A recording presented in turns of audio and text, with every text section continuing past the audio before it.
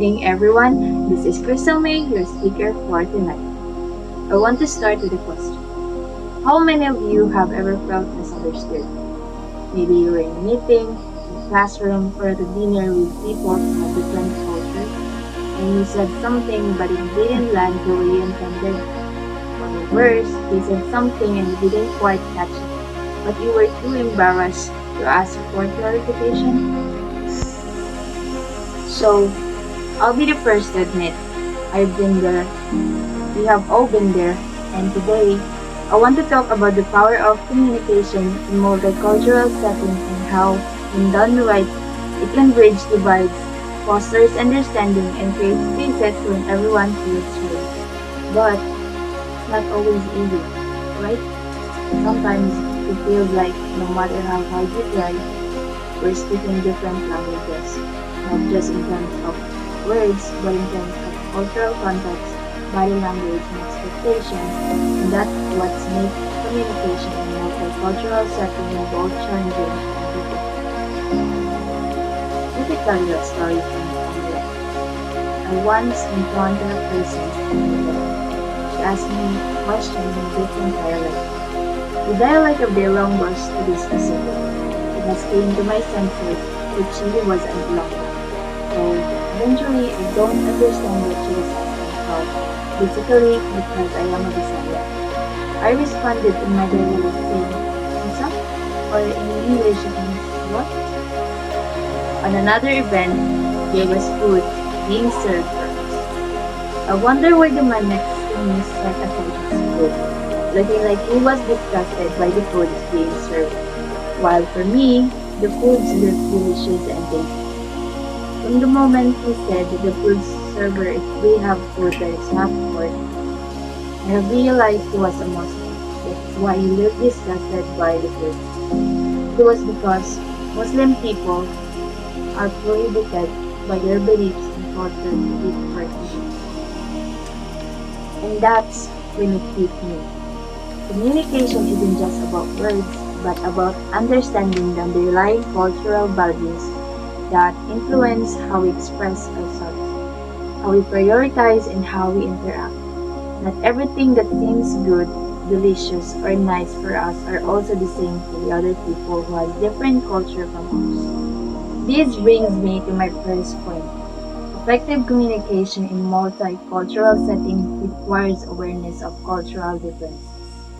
Now, I don't mean to suggest that we need to become expert in every culture, but simply to be open and curious, to understand that the way someone speaks, gestures, or react is shaped by their unique cultural backgrounds. For example, in some cultures, silence can be a sign of respect and thoughtfulness. In others, it may indicate discomfort and disinterest. The challenge, of course, is recognizing these nuances and being adaptable enough to adjust our own behavior accordingly. Think about the last time you felt confused by someone's communication.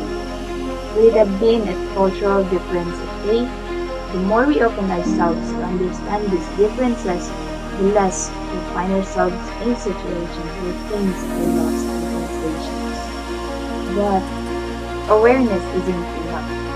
Listening, truly listening, is the key to building real connection.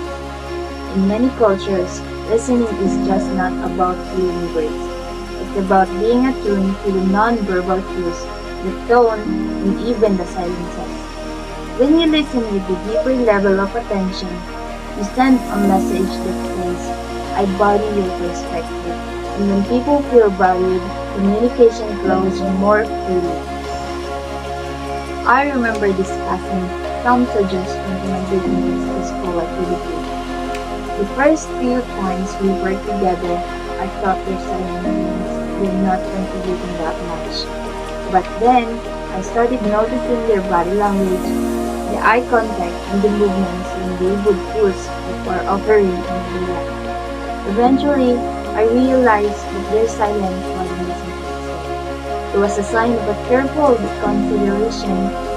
They was listening deeply before responding.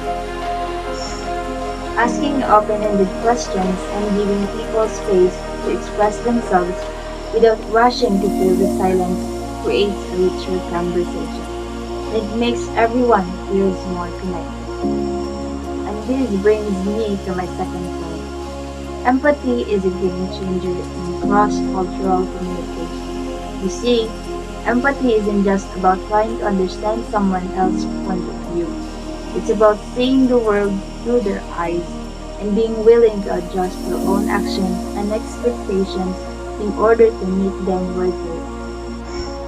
When we are interacting with people from different cultures, empathy helps us to not just acknowledge differences but to celebrate them. We begin to realize that the richness of the diversity is not a barrier, it's an asset. Every culture brings a unique perspective, and when we listen with empathy, we open up possibilities for creative solutions, new ideas, and deeper relationships. Imagine a team that truly embraces empathy in their interaction. A team that doesn't judge a comment based on its surface level meaning, but looks beneath the words to the text.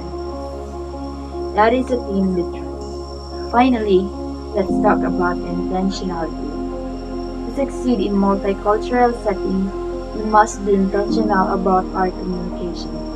This means being proactive in saying out feedback and clarifying misunderstandings before they turn into violence. One of the most impactful things I've done in multicultural teams is to create regular check-ins where we openly discuss communication challenges.